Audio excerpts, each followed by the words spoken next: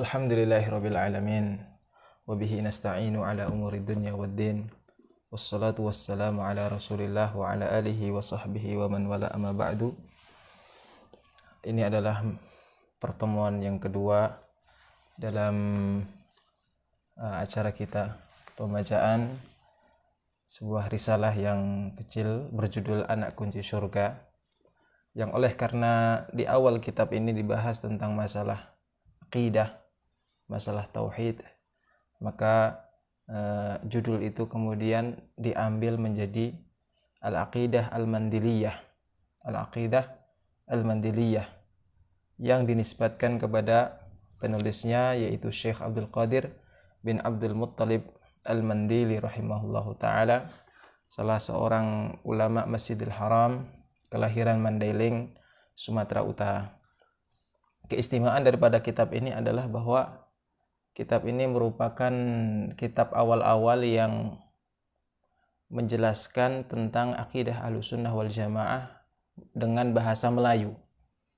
Jadi kalau kitab-kitab akidah Ahlussunnah dalam bahasa Arab sudah banyak, namun kitab-kitab akidah Ahlussunnah dengan bahasa Melayu ini bisa dikatakan sangat jarang, masih sedikit, terutama pada awal-awal kemerdekaan Indonesia. Maka dengan munculnya tulisan ini, apalagi ditulis oleh ulama besar sekelas dunia, Syekh Abdul Qadir Al-Mandili rahimahullah ta'ala memiliki bobot yang cukup tinggi, memiliki bobot yang tinggi di tengah kalangan kaum muslimin. Dan juga buku ini sayangnya walaupun dicetak di Kairo dan juga kemudian dikopi di Malaysia, di Thailand dan lain sebagainya, tetapi negara atau daerah di mana beliau dilahirkan sendiri banyak yang tidak mengenalnya. Maka saya anggap perlu untuk membaca risalah ini dan memberikan catatan mana yang sekiranya penting. Sebelumnya telah dijelaskan tentang muqaddimah penulis dan juga telah dijelaskan bagaimana sebelum beliau memasuki tema utama, beliau mendahului tentang masalah masdar at-talaqqi wal istidlal inda ahli sunnah wal jamaah, dan beliau menyampaikan bahwasanya masdar talaqqi inda ahli sunnah wal jamaah adalah Al-Quran dan As-Sunnah. Mereka juga ahli sunnah wal jamaah tidak membedakan antara hadis mutawatir ataupun hadis ahad. Maka apapun hadis yang datang dari Nabi SAW secara sahih, maka ahlu sunnah wal jamaah menerimanya dengan lapang dada. Allah Subhanahu wa ta'ala mengatakan bahwa apa yang dibawa oleh Rasulullah SAW dan apa yang datang dalam Al-Quran adalah hak. Misalnya Allah Ta'ala mengatakan, ya ayyuhalladzina amanu atiiullaha wa atiiur rasul wa ulil amri minkum. Kemudian Allah mengatakan, fala wa rabbika la yu'minuna hatta yuhakkimuka fima syajara bainahum thumma la yajidu fi anfusihim harajan mimma qadaita wa yusallimu taslima. Kalla wa rabbik, demi Tuhanmu, demi Rabbmu, la yu'minuna hatta yuhakkimuka fima syajara bainahum. Mereka tidak dianggap sebagai orang yang beriman ya, sampai mereka menjadikanmu sebagai seseorang yang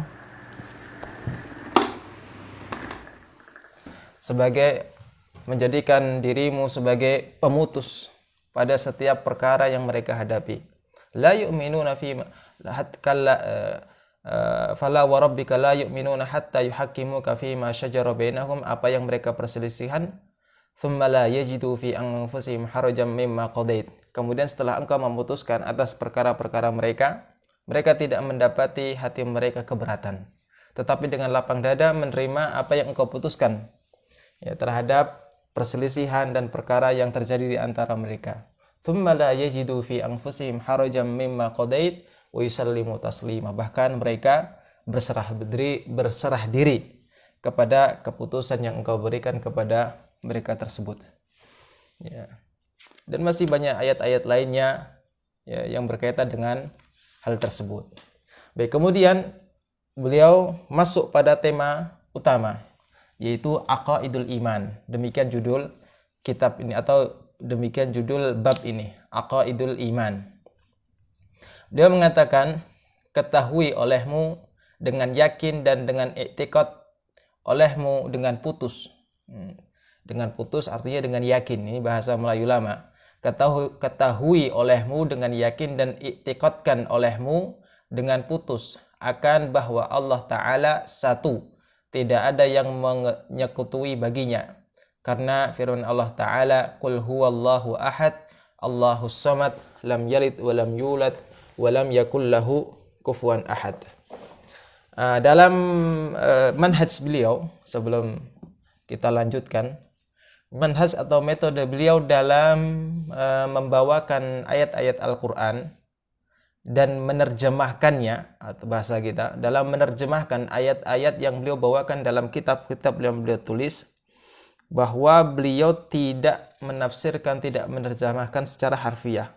Oleh karena itu ada kalanya ayat yang pendek tetapi terjemahannya panjang. Hal itu kenapa beliau lakukan? Karena dalam kitab beliau yang lain yang berjudul dengan perisai bagi sekalian mukallaf, atau simpulan iman atas madhab salaf, yang juga merupakan syarah terhadap aqidah Tahawiyah, ya, beliau menyatakan bahwa yang namanya menerjemahkan Al-Quran itu haram. Maka dalam metode penerjemahan atau metode memahamkan ayat yang beliau bawa dalam kitab beliau selalu dibawakan tafsir. Jadi terjemah tafsiriyah. Misalnya di ayat ini, di surat Al-Ikhlas yang beliau bawakan ini, untuk menjadi dalil bahwa wajib bagi seorang mukallaf, wajib bagi seorang mukmin yang sudah dewasa dan balik dan berakal untuk meyakini dan mengiktikadkan dengan putus, ya, dengan yakin, dengan ketiadaan syak, dengan ketiadaan ragu-ragu bahwa Allah Ta'ala satu, tidak ada yang menyekutui baginya. Ayat Ikhlas ini atau surat Al-Ikhlas ini beliau menafsirkan demikian. Bersabda olehmu wahai Rasulullah, Tuhan aku yang bertanya kamu daripadanya Allah Ta'ala. Ya, Tuhan aku yang bertanya kamu daripadanya Allah Ta'ala. Jadi ayat ini atau surat ini turun berkaitan dengan, atau sababun nuzul surat ini adalah berkaitan dengan pertanyaan sebagian orang-orang kafir Quraisy, ya, mengatakan kepada beliau, insib lana rabbak, atau sif lana rabbak, wahai Muhammad, sebutkan kepada kami bagaimana sifat Tuhanmu itu, bagaimana Tuhanmu yang engkau sembah itu bagaimana. Lalu Allah turunkan surat Al-Ikhlas ini. Maka beliau dalam menerjemahkan surat ini mengatakan, bersabda olehmu wahai Rasulullah, Tuhan aku yang bertanya kamu daripadanya adalah Allah, yaitu Tuhan yang satu, Allah Ta'ala yang diqasad, artinya yang dituju pada segala hajat selama-lama, tidak beranak ia dan tiada diperanakkan akan dia, dan tiada ada baginya bandingan dan yang menyerupai, dan bahwa tiada ada sesuatu yang seumpama Allah Ta'ala. Surat Al-Ikhlas. Baik, Aqaidul Iman, ya, pada judul bab ini, Aqaid adalah jamak dari aqidah. Aqidah dari kata-kata aqada yaqidu, dari kata-kata iqd. Iqd adalah ar-rabtu bil quwwah, mengikat dengan kencang, mengikat dengan kuat. Maka secara istilah yang namanya akidah itu adalah keyakinan yang kuat, yang tidak menerima yang namanya syak, yang tidak menerima yang namanya keraguan-raguan pada orang yang meyakini. Nah, ini namanya akidah. Beliau mengatakan, ketahui olehmu dengan yakin dan i'tiqadkan olehmu dengan putus akan bahwa Allah Ta'ala satu, tiada ada yang menyekutui baginya. Ya, apa maksud daripada perkataan beliau ini? Tentu sebagaimana yang dikatakan oleh pepatah, Ahlul Bait adra bima fih, bahwa tuan rumah itu lebih mengetahui isi rumahnya. Maka arti daripada atau maksud daripada ucapan ini bisa kita lihat pada kitab-kitab beliau lainnya. Beliau misalnya dalam Syarah Aqidah Tahawiyah, tatkala beliau menjelaskan tentang perkataan Imam At-Tahawi di awal-awal kitab itu, innallaha wahidun la syarikalah. Sesungguhnya beliau mengatakan bahwasanya Allah Ta'ala tunggal, tiada yang bersekutu baginya. Beliau mengatakan berkaitan dengan ketunggalan Allah. Beliau mengatakan, ketahui olehmu bahwasanya tauhid artinya mengiktikadkan ketunggalan Allah ialah permulaan seruan sekalian Rasul. Telah berfirman Allah Ta'ala, laqad arsalna Nuhan ila qaumihi faqala ya qaumi ibudullaha ma lakum min ilahin ghairuh. Artinya, demi Allah, sesungguhnya telah kami utuskan Nabi Nuh alaihi salam kepada umatnya. Maka bersabda ia, hai umatku, ibadatkan oleh kamu akan Allah Ta'ala ketunggalannya, karena tiada ada bagi kamu Tuhan yang disembah dengan sebenar yang lain daripadanya. Surat Al-A'raf ayat 59. Dan Allah berfirman, wa ma arsalna min qablika mir rasulin illa nuhi ilaihi annahu la ilaha illa ana fa'budun. Artinya, dan tiada kami utus dahulu daripada engkau akan seorang pesuruh, melainkan kami beritahu kepadanya bahwasanya tiada ada yang disembah dengan sebenar melainkan aku, maka ibadatkan oleh kamu akan daku. Surat Al-Anbiya ayat 25. Dan Nabi SAW bersabda, umirtu an uqatilan nasa hatta yashhadu an la ilaha illallah wa anni rasulullah. Artinya, disuruh aku daku dengan memerangi manusia hingga mensaksikan mereka itu bahwa tiada yang disembah dengan sebenar melainkan Allah Ta'ala, dan bahwasanya aku pesuruh Allah Ta'ala. Meriwayatkan akan dia oleh ashabul kutubus sittah, dan ia hadis mutawatir. Kemudian beliau menjelaskan tentang pembagian tauhid menjadi 3 sebagaimana yang dikenal dalam akidah Ahlussunnah wal Jamaah. Maka dalam perkataan ini bahwasanya kita wajib meyakini dengan seyakin-yakinnya, dengan ketiadaan syak, dengan ketiadaan keraguan-raguan, bahwasanya Allah Subhanahu wa Ta'ala tunggal. Allahu wahidun. Tunggal dalam hal apa? Allah Subhanahu wa Ta'ala tunggal pada segala sesuatu. Allah Subhanahu wa Ta'ala Maha Esa pada zatnya. Allah Subhanahu wa Ta'ala Maha Esa pada af'alnya, pada perbuatannya. Allah Subhanahu wa Ta'ala Maha Esa pada Asmaul Husna, pada nama-nama dan sifat-sifat Allah Ta'ala. Dan juga Allah Subhanahu wa Ta'ala tunggal pada hak peribadatan, sehingga tidak ada zat, tidak ada sesuatu yang berhak disembah kecuali Allah Subhanahu wa Ta'ala. Maka tidak ada sekutu baginya pada hal-hal yang demikian itu. Maka sebagaimana yang Allah katakan, ala lahul khalqu wal amr. Surat Al-A'raf ayat 54. Ketahuilah bahwasanya baginya adalah penciptaan, satu-satunya yang menciptakan dan yang mengatur. Allah mengatakan juga, hal min khaliqin ghairullah yarzuqukum minas sama'i wal ard.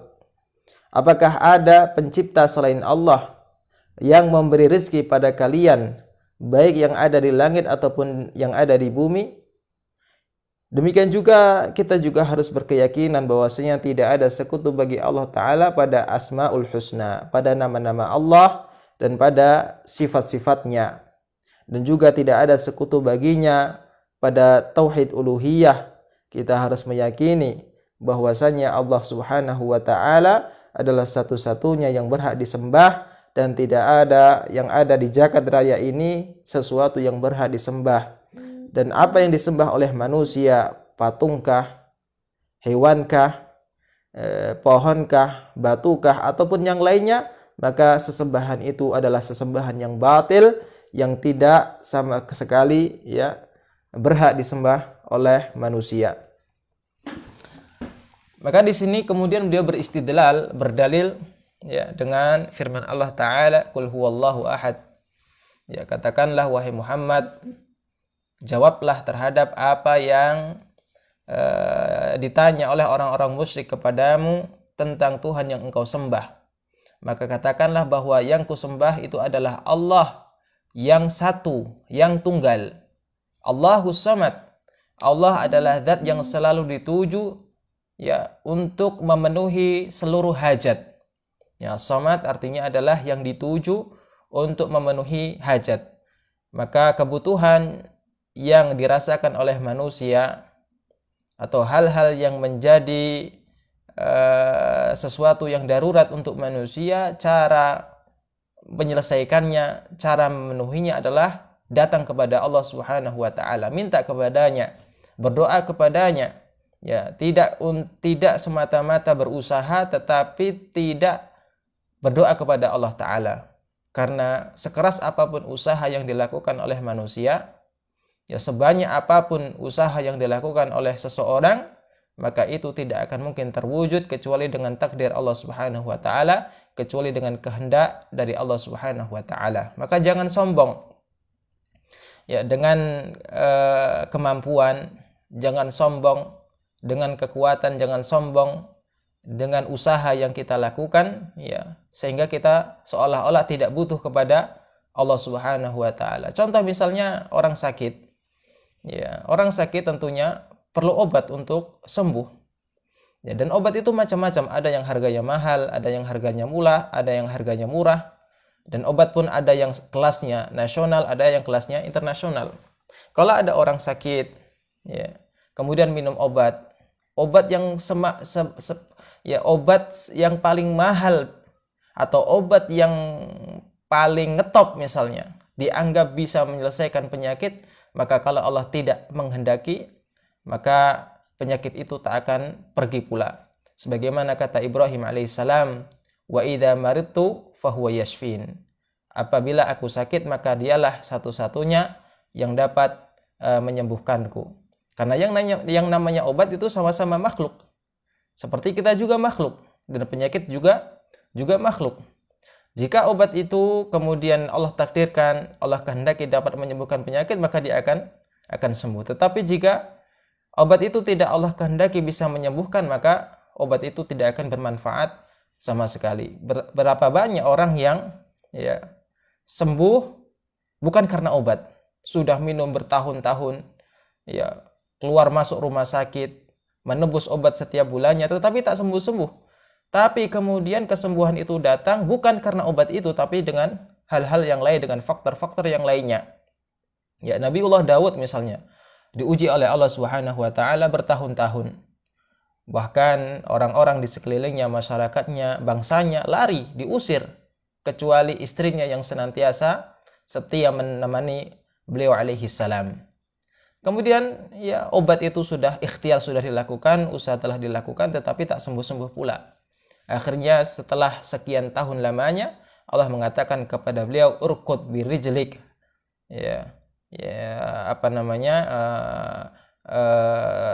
pukullah tanah itu dengan kakimu. Kemudian dengan pukulan itu keluarlah air, yang air itu dipakai untuk mandi, dan akhirnya Allah Subhanahu wa taala menyembuhkan penyakit Nabi Daud dengan air tersebut. Maka tidak boleh sombong. Allahus Samad, Allah adalah satu-satunya zat yang kita tuju untuk menyelesaikan perkara kita, yang kita tuju untuk menyelesaikan kebutuhan kita. Allah mengatakan lam yalid wa lam yulad. Allah, ya di sini tafsirnya beliau mengatakan, ya tiada beranak ia dan tiada diperanakkan akan dia. Ya menarik sekali terjemah ini, karena terjemah dahulu dengan sekarang itu beda.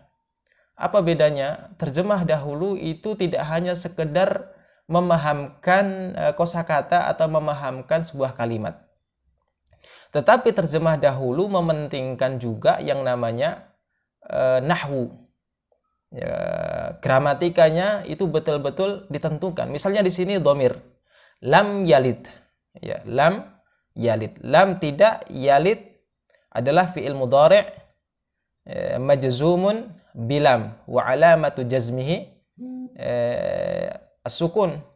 Ya, kemudian ini adalah dalam kata-kata yalid ada dhamir, yaitu kembali kepada dia. maka dhamir itu yang tidak terlihat pada kata-kata lam yalid dinampakkan dalam terjemah.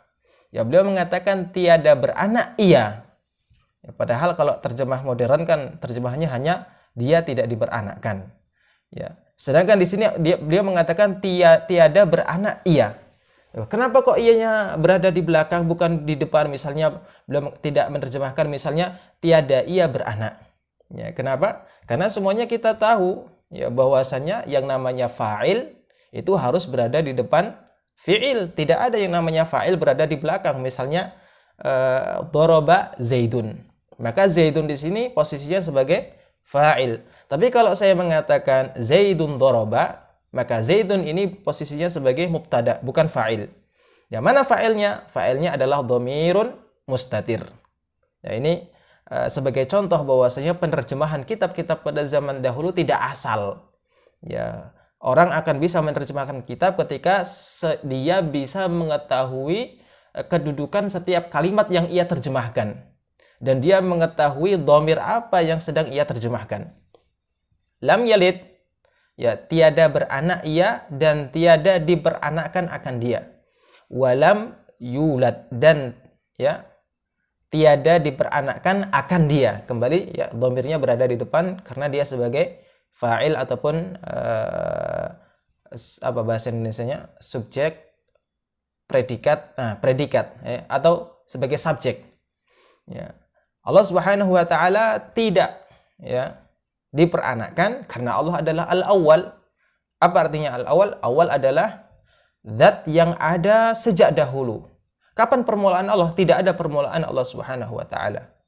Al-awwal laisa qablahu syai'. Allah itu ada ya sebelum semuanya itu ada. Kapan Allah mulai ada? Tidak ada ya kata-kata kapan Allah mulai ada. Karena Allah itu ada sejak azali.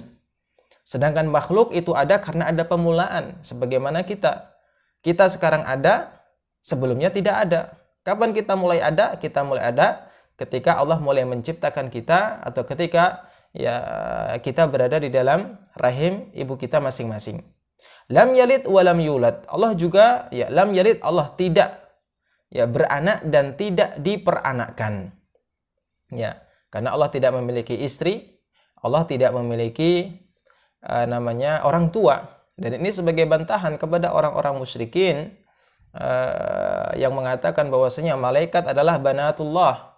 Ya, malaikat adalah anak-anak Allah Subhanahu wa taala. Ma'adzallah. Ya, semoga Allah Subhanahu wa taala melindungi kita dari keyakinan-keyakinan yang buruk semacam itu. Allah mengatakan walam yakul lahu kufuwan ahad. Dan tiada ada baginya bandingan dan yang menyerupai. Ya, dan bahwasanya tiada ada sesuatu yang seumpama Allah Subhanahu wa taala. Surat Al-Ikhlas. Baik, ya, tauhid semacam ini ya merupakan dakwah pertama kali para rasul dan merupakan bekal pokok orang yang hendak menuju akhirat. Ya, maka start kita ketika kita ingin mendapatkan ridha Allah, kita ingin mendapatkan surga Allah Subhanahu wa taala, kita menginginkan keselamatan ya di dunia dan di akhirat, maka setar atau barang pokok yang harus ada pada setiap masing-masing yang ingin sampai kepada Allah dengan selamat adalah tauhid. Karena semuanya tahu bahwasanya tauhid adalah asas, merupakan pokok, bahkan segala amal kebaikan, amal saleh, salatkah, puasakah, zakatkah, sedekahkah, ataupun yang lainnya, ya keabsahannya itu tergantung pada tauhid seseorang, tergantung akidah seseorang. Kalau akidah seseorang benar, maka amalannya akan diterima. Tetapi kalau tauhid seseorang salah dan keliru, maka Allah Subhanahu wa taala sama sekali tidak akan menerima perbuatan atau amal soleh orang tersebut. Dan ini misalnya Imam Muslim rahimahullah dalam muqaddimah Sahih Muslim membawakan sebuah hadis dalam Kitabul Iman. Di situ diceritakan tentang awal-awal orang yang berbicara tentang masalah qadar. Nah, di situ dinukil dalam riwayat bahwasanya amalan seseorang itu tidak akan diterima, tidak akan sah sampai dia mengimani qadar. Ya, mengimani bahwasanya segala sesuatu yang ada di atas muka bumi ini merupakan Takdir dari Allah Subhanahu wa taala merupakan ketentuan dari Allah Subhanahu wa taala, dan Allah Subhanahu wa taala ilmunya itu mendahului peristiwa tersebut. Maka orang yang kemudian mau lulus ujian, Allah sudah tahu bahwa dia bakal lulus ujian. Orang yang terjatuh, Allah sudah tahu sebelum dia terjatuh kalau dia akan terjatuh, dan demikian seterusnya. Adapun orang yang tidak beriman dengan takdir, ya bahkan mengatakan Allah tidak tahu ya sesuatu terjadi kecuali setelah sesuatu betul-betul terjadi, maka ini sebetulnya adalah keyakinan yang batil. Maka orang yang memiliki keyakinan semacam itu, yang memiliki akidah semacam itu, amalan kebaikannya, amal ibadahnya tidak akan diterima oleh Allah Subhanahu wa taala berdasarkan awal hadis dalam Sahih Muslim. Ya. Allah Subhanahu wa taala mengatakan tentang masalah tauhid, wa laqad arsalna Nuhan ila qaumihi faqala ya qaumi ibudullaha ma lakum min ilahin ghairuh. Surat Al-A'raf ayat 59. Sungguh kami telah mengutus Nuh kepada bangsanya. Kemudian ia mengatakan ya qaumi ibudullah, ia berseru kepada bangsanya, wahai kaum-kaumku, wahai bangsaku, u'budullah, sembahlah Allah taala, ma lakum min ilahin ghairuh. Karena tidak ada Tuhan bagi kalian selain Allah Ta'ala. Tidak ada sesembahan bagi kalian yang berhak disembah selain Allah Subhanahu wa Ta'ala. Nabi Hud, ya, ketika awal-awal dakwah beliau mengatakan selalu u'budullaha ma lakum min ilahin ghairu, surat Al-A'raf ayat 65.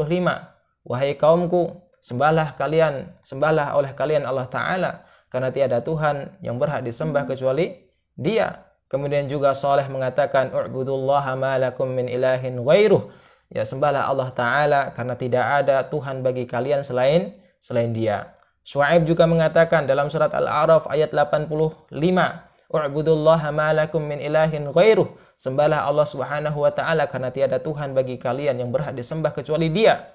Ya, Allah Subhanahu wa taala juga mengatakan di surat An-Nahl ayat 36, wa laqad ba'atsna fi kulli ummatin rasulan an i'budullaha wajtanibut taghut. Sungguh kami telah mengutus pada setiap bangsa satu rasul, satu utusan. Apa tugas mereka? Tugas mereka adalah menyeru kepada bangsa-bangsa mereka, u'budullaha wajtanibut taghut, sembahlah Allah semata dan jauhilah ya taghut. Allah juga mengatakan di surat Al-Anbiya ayat 25, wa ma arsalna min qablika min rasulin illa nuhi ilaihi annahu la ilaha illa ana fa'budun. Sungguh kami telah mengutus ya wa ma arsalna, tidaklah kami mengutus seorang rasul pun sebelum dirimu wahai Muhammad kecuali kami wahyukan kepadanya annahu la ilaha illa ana fa'budun, bahwasanya tiada Tuhan yang berhak disembah kecuali aku, maka sembahlah aku semata. Rasulullah sallallahu alaihi wasallam bersabda, umirtu an uqatilan nasa hatta yashhadu an la ilaha illallah wa anna Muhammadan Rasulullah. Aku diperintahkan untuk memerangi manusia sampai mereka bersaksi bahwasanya tiada Tuhan yang berhak disembah kecuali Allah, wa anna Muhammadan Rasulullah, dan bahwasanya Muhammad adalah utusan Allah Subhanahu wa taala. Ya, banyak sekali dalil-dalil tentang hal tersebut. Rasulullah misalnya ketika diutus di Mekah, ketika beliau masih berada di Mekah, ayat-ayat Al-Quran yang turun kepada beliau rata-rata adalah masalah tauhid, ya, memperbaiki keyakinan kaum musyrikin yang masih buruk. Ya, kemudian Rasulullah Shallallahu Alaihi Wasallam baru mendapatkan syariat solat, baru mendapatkan syariat zakat, baru mendapatkan syariat puasa ketika awal-awal mau ke Madinah. Jadi kurang lebih selama 13 tahun beliau Shallallahu Alaihi Wasallam di Mekah itu konsentrasi memperbaiki keyakinan masyarakat. Dan beliau Shallallahu Alaihi Wasallam ketika hendak wafat seringkali mengingatkan umatnya untuk berhati-hati terhadap sesuatu yang menjerumuskan ke dalam kesyirikan. Ya, karena kesyirikan ini sangat berat sekali. Allah mengatakan la in asyrakta la yahbatanna 'amaluk wa la takunanna minal khasirin. Kalau kamu terjerumus ke dalam kesyirikan, maka tentu ya amal perbuatanmu akan gugur, ya, wa la takunanna minal khasirin, dan tentu kamu akan ya menjadi orang-orang yang khasir, menjadi orang-orang yang orang yang merugi. Kemudian di akhir beliau hendak meninggal, ya beliau mengingatkan umatnya untuk berhati-hati terhadap sesuatu yang menjerumuskan ke dalam kesyirikan. Misalnya Rasulullah Shallallahu alaihi wasallam mengatakan, la'anallahu al-yahuda wan nasara ittakhadhu qubur anbiya'ihim masajid. Ya, semoga Allah Azza wa Jalla melaknat orang-orang Yahudi dan Nasrani. Kenapa?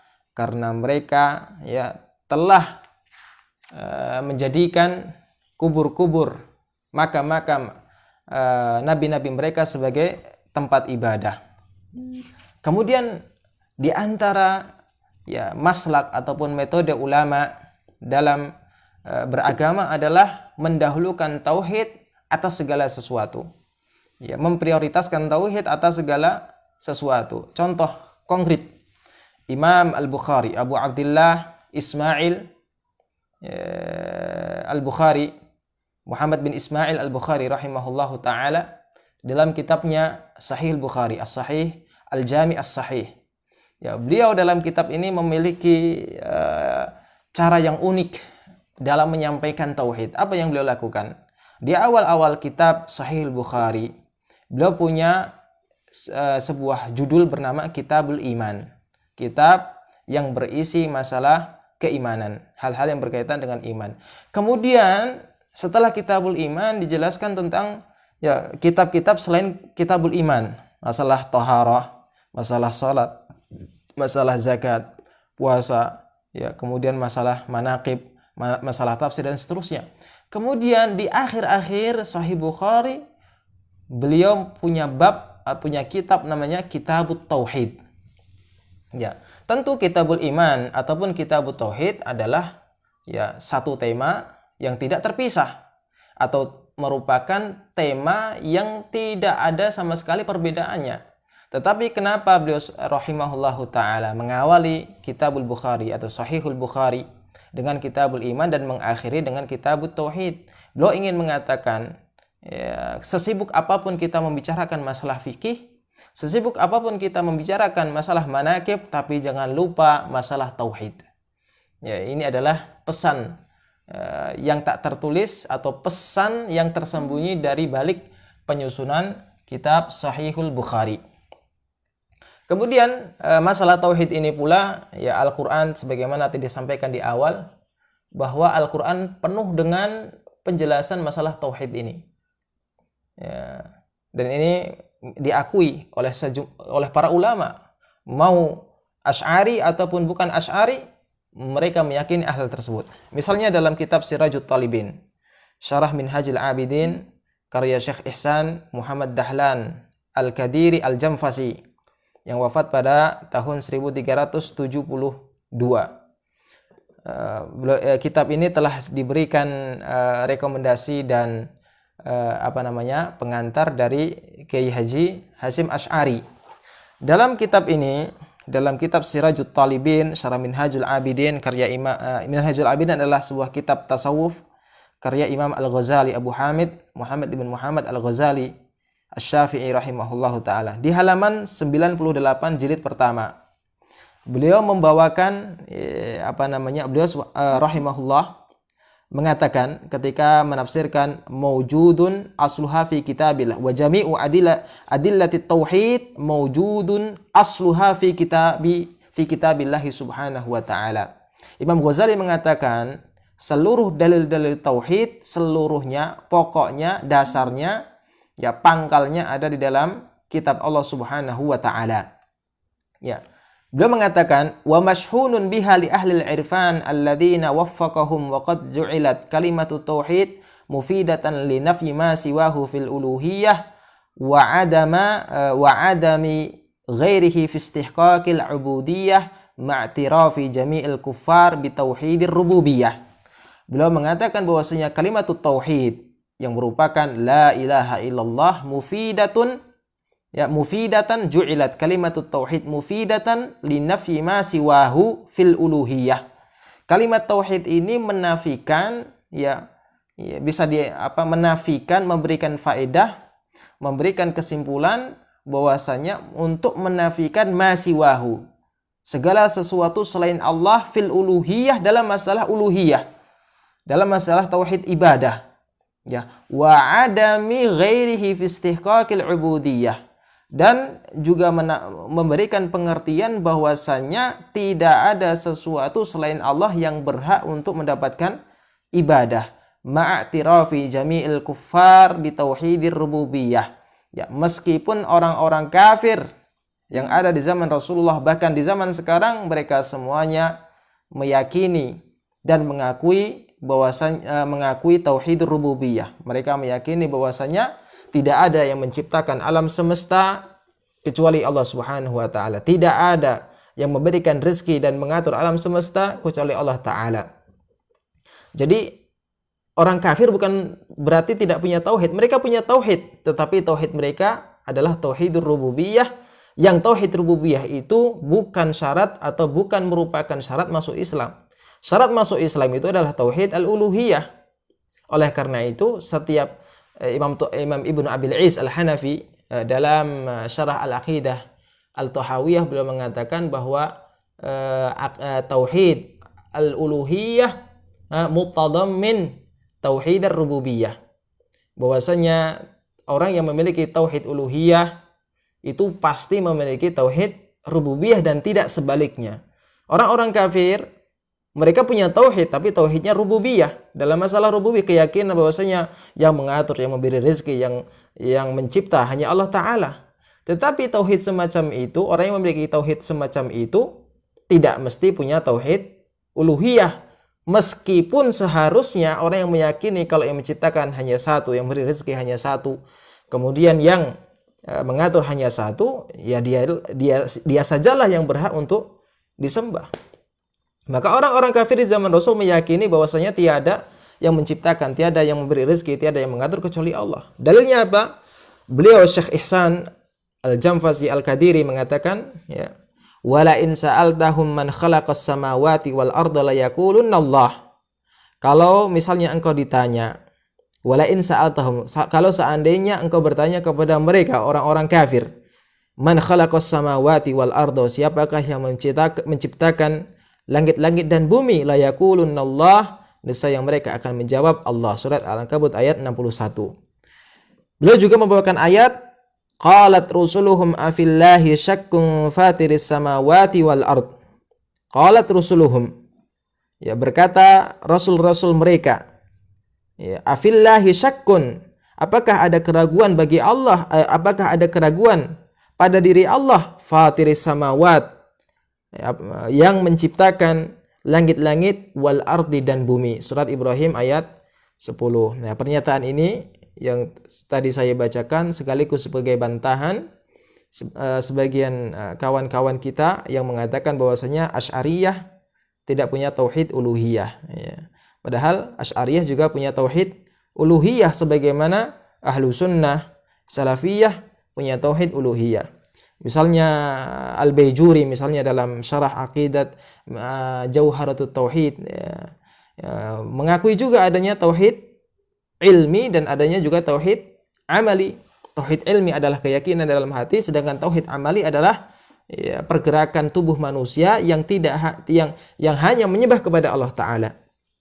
Ya, kemudian Syekh Ihsan menyebutkan dan menukil perkataan Al-Allamah Ali ibn Sultan Al-Qari dalam Syarah Fiqh Akbar. Ya, insyaallah nukilan ini akan saya bacakan pada pertemuan selanjutnya ketika Syekh Abdul Qadir Al-Mandili menyebutkan tentang masalah pembagian tauhid. Kemudian Syekh Al-Mandili mengatakan, karena firman-Nya ini dalil kedua bahwasanya Allah Ta'ala tunggal. Kita harus meyakini dengan putus bahwasanya Allah Ta'ala satu, tunggal, esa. Tiada ada yang menyekutui baginya. La syarika lahu. Ya, tidak ada yang menyekutui baginya. Dalil pertama adalah surat Al-Ikhlas. Ya. Dalil yang kedua adalah firman Allah Ta'ala, laisa kamitslihi syai'un wa huwas sami'ul basir. Surat Asy-Syu'ara ayat 11. Ya. Tiada ada sesuatu seumpama Allah Ta'ala dan ia juga yang sangat mendengar lagi yang sangat melihat. Nah, ini terjemah dahulu. Beliau lebih memilih kata-kata sangat mendengar. Karena fa'il, sighat fa'il adalah sighah mubalaghah. Adalah bentuk kata yang menunjukkan makna yang hiperbola, yang lebih gitu. Tidak hanya sekedar mendengar tapi sangat mendengar. Karena pendengaran Allah bisa menjangkau segala sesuatu. Ya, baik orang yang membatin dalam hati ataupun diucapkan dengan lisan, Allah bisa mendengarnya. Suara semut pun Allah Subhanahu wa taala mendengarnya, dan tidak ada bedanya antara orang yang berteriak dengan orang yang tidak berteriak. Bagi Allah Subhanahu wa taala sama saja, bisa didengar. Ya. Maka ayat ini sebagai dalil bahwasanya Allah Subhanahu wa taala tunggal. Tunggal dalam hal apa? Dalam segala sesuatu, ya, dalam af'alnya, dalam zatnya, dalam uluhiyahnya, satu-satunya yang berhak disembah. Kemudian dalam asmaul wa sifat. Ya, ayat surat Al-Ikhlas yang tadi ditafsirkan oleh beliau merupakan dalil bahwasanya Allah itu satu. Ya, kemudian juga ayat Al-Ikhlas ini mengandung tidak ada yang menyekutui baginya. Tidak ada sekutu bagi Allah Ta'ala. Ayat ini sebagai dalil bahwasanya tidak ada sesuatu yang sekutu bagi Allah. Tidak ada yang menyerupai Allah Subhanahu wa taala. Laisa kamitslihi syai'un wa huwas samiul basir. Apa makna laisa kamitslihi? Ya, sebagaimana kaidah kita bahwasanya ahlul bait a'lam bima fihi. Bahwasanya penghuni rumah atau tuan rumah itu lebih tahu isi rumahnya. Nah, beliau mengatakan dalam Syarah Al-Aqidah At-Tahawiyah ketika menafsirkan perkataan Al-Imam At-Tahawi rahimahullahu taala, wala syai'a mithluhu, dan tiada ada sesuatu seumpamanya. Apa maknanya? Telah ittifaq sekalian ahlu sunnah atas bahwa Allah Ta'ala tiada seumpamanya sesuatu. Tiada pada zatnya, dan tiada pada sifatnya, dan tiada pada perbuatannya. Karena firman Allah Ta'ala, laisa kamitslihi syai'un wa huwas sami'ul basir. Tiada ada seperti zat Allah segala zat, dan tiada ada seperti sifatnya segala sifat, dan ia jua yang sangat mendengar akan segala yang didengar, dan yang sangat melihat akan segala yang dilihat. Surat Asy-Syu'ara ayat 11. Beliau mengatakan, maka firman-Nya laisa kamitslihi syai'un, yang maknanya tidak ada sesuatu pun yang serupa dengan Allah Ta'ala. Ayat ini menolak akan segala puak. Ya, ini bahasa lama. Puak ini maksudnya adalah firqah, kelompok, sekte. Menolak akan segala puak yang menyerupakan Allah Ta'ala dengan makhluk pada sifatnya, seperti Daud Al-Jawaribi dan yang menyerupainya. Dan mereka itu akas bagi Nasrani. Maksudnya, orang-orang yang menyerupakan Allah Ta'ala dengan makhluknya, ini merupakan i'tikad, ya, yang sama dengan orang-orang Nasrani. Ya. Kenapa? Karena orang-orang Nasrani itu menyerupakan mereka itu akan makhluk, yaitu Nabi Isa alaihi salam dengan Allah Ta'ala, dengan Tuhan. Dan menjadikan mereka itu akan dia Tuhan. Artinya orang-orang Nasrani menjadikan hamba Allah dan nabinya dan rasulnya Isa alaihissalam ya sebagai Tuhan. Jadi bantahan kepada orang-orang yang memiliki keyakinan ya sebagaimana keyakinan orang-orang Nasrani, ya al-musyabbihah.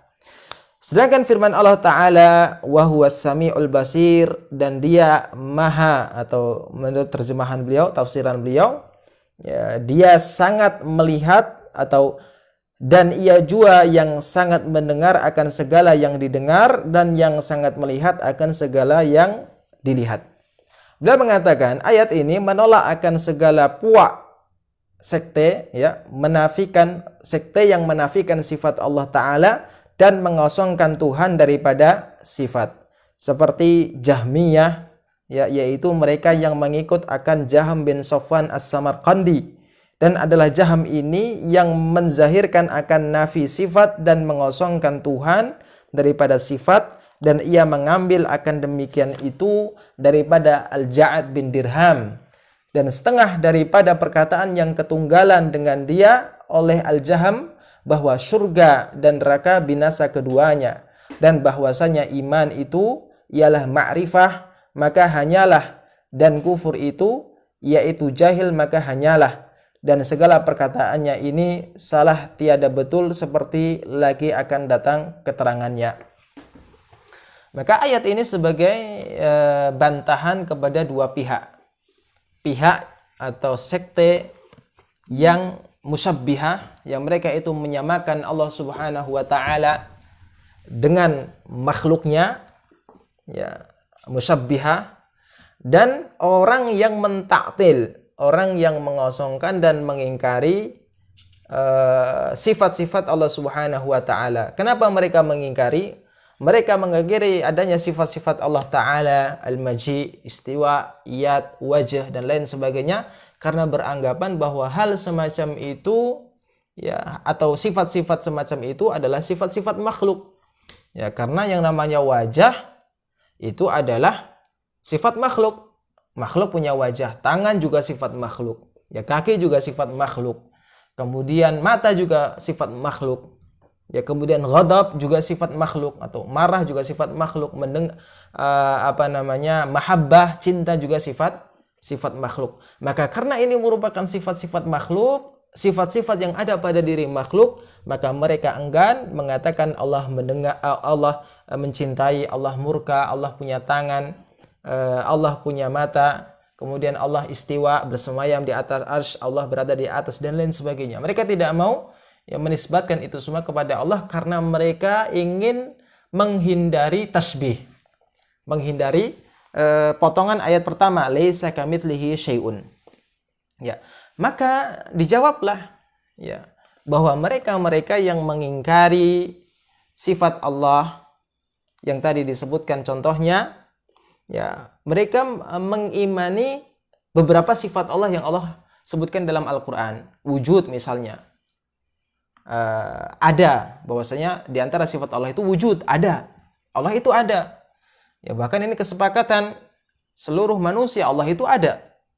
Ya, padahal kalau mereka mau berpikir wujud itu, kemudian kudrat, mampu, iradat, keinginan, sama', ya, pendengaran, basar, ya, ilmu, itu juga sifat-sifat yang juga ada pada diri makhluk. Ya, tetapi kenapa mereka mau menerima hal-hal tersebut atau sifat-sifat tadi, ya, untuk Allah Subhanahu wa taala? Mereka mengatakan bahwasanya kudrat Allah berbeda dengan kudrat makhluk. Wujud Allah beda dengan wujudnya makhluk. Ya, mahabbah atau sama' Allah beda dengan sama' makhluk. Kemudian sama' atau basar Allah beda dengan basarnya makhluk. Ya. Lalu kalau misalnya mereka mengatakan demikian, kenapa tidak, atau metode itu atau jawaban itu atau kaidah itu tidak diterapkan pada seluruh sifat Allah? Maka kenapa mereka tidak mengatakan misalnya istiwa Allah tidak seperti istiwanya makhluk? Kemudian tangan Allah tidak sama dengan tangannya makhluk. Kaki Allah tidak sama dengan tangannya makhluk. Kenapa mereka tidak memberlakukan kaidah yang mereka pakai untuk memahami ayat atau sifat-sifat Allah yang mereka itsbatkan, yang mereka yakini, yang mereka terima? Ya, ini tentu adalah ittirab. Bahwasanya ahlul bidah itu punya ittirab, punya keguncangan dalam keyakinan, dalam berpikir. Nah, kemudian orang-orang yang meyakini misalnya, ya, mereka tidak meyakini atau tidak menerima kalau istiwa, bersemayam adalah sifat Allah. Mereka akan menafsirkan, mereka akan mentakwil dengan mengatakan istaula. Allah Ta'ala itu istaula, menguasai. Ya, kita katakan kepada mereka, bukankah menguasai juga salah satu daripada sifat makhluk? Ya, karena makhluk juga menguasai. Saya menguasai sepeda motor saya menguasai rumah saya menguasai ATM saya. Ya. Tetapi kenapa mereka menerima kalau Allah menguasai? Ya, tentu mereka akan mengatakan kuasa Allah beda dengan kuasa makhluk. Nah, kenapa kalau kemudian mereka mengatakan kuasa Allah tidak sama dengan kuasa makhluk? Kenapa tidak dikatakan sejak awal istiwa Allah tidak sama dengan istiwa makhluk? Wallahu alam. Dan penjelasan ini panjang, dan ini adalah kira-kira lubnya atau ringkasannya. Beliau mengatakan, dan bahwa Allah Ta'ala itu Tuhan yang sedia, tiada ada permulaan baginya. Maksudnya Allah Ta'ala itu al-awwal, huwal awwalu wal akhiru wal zahir wal batin. Allah Ta'ala itu Tuhan yang sedia, yang ada sejak dahulu, azali. Tidak ada permulaan baginya. Ini yang kita isyaratkan di awal, bahwasanya adanya Allah itu tidak ada permulaannya. Beda dengan makhluk, adanya makhluk itu ada permulaannya sejak ia dilahirkan. Dan dia berkekalan, tiada ada kesudahan baginya. Allah memiliki sifat akhir. Kapan akhir Allah? Kapan akhirnya? Tidak ada tidak ada akhirnya. Kalau makhluk ada akhirnya, ada hidup, ada dilahirkan, maka itu adalah awal mula dia wujudnya. Kemudian kapan akhirnya? Ketika dia mati, maka di awal dan akhir. Tapi kalau Allah Subhanahu wa taala tidak ada bidayah dan tidak ada nihayah. Allah ada dengan tidak ada permulaannya, Allah akhir tidak ada akhirnya. Setelah semua makhluk meninggal, mati di hari kiamat, maka hanya Allah Subhanahu wa taala lah yang tersisa, yang tidak ada makhluk selain Allah Subhanahu wa taala. Kemudian beliau rahimahullahu taala berdalil dengan surat Al-Hadid ayat 3, huwal awwalu wal akhir. Artinya Allah Ta'ala jua yang terdahulu dan yang berkemudian. Nah, ini adalah kalau bahasa sebagian ulama adalah qidam. Allah itu qadim. Allah itu terdahulu, tidak ada awalnya.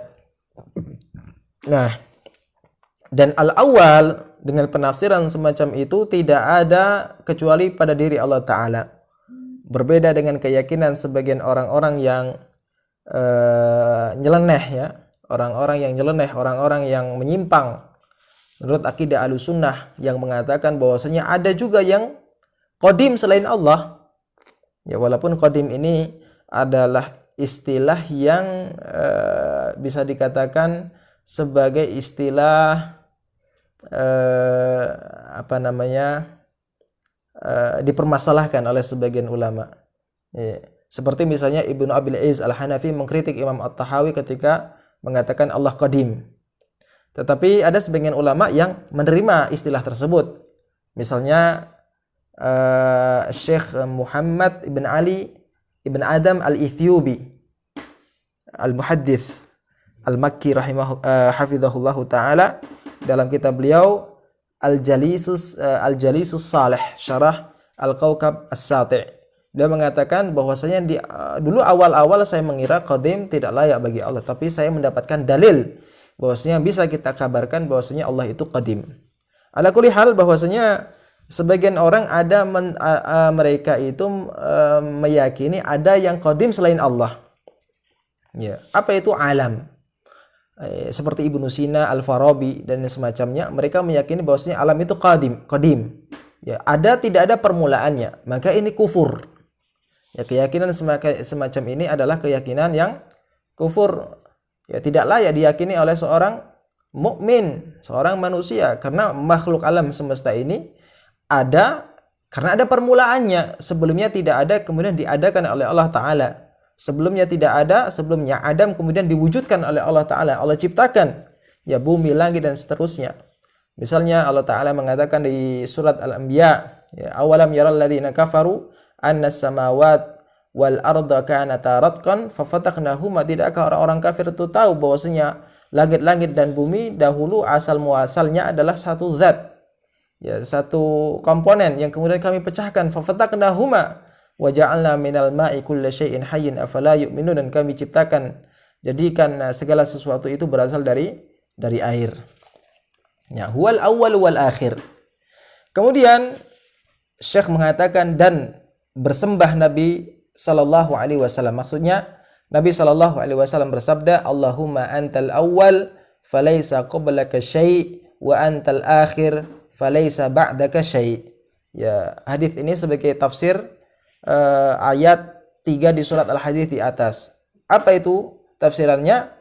Wahai Allah, engkau jua yang sedia, maka tiada ada sesuatu dahulu daripada engkau, dan engkau juga dan engkau jua yang kekal, maka tiada ada sesuatu kemudian daripada engkau.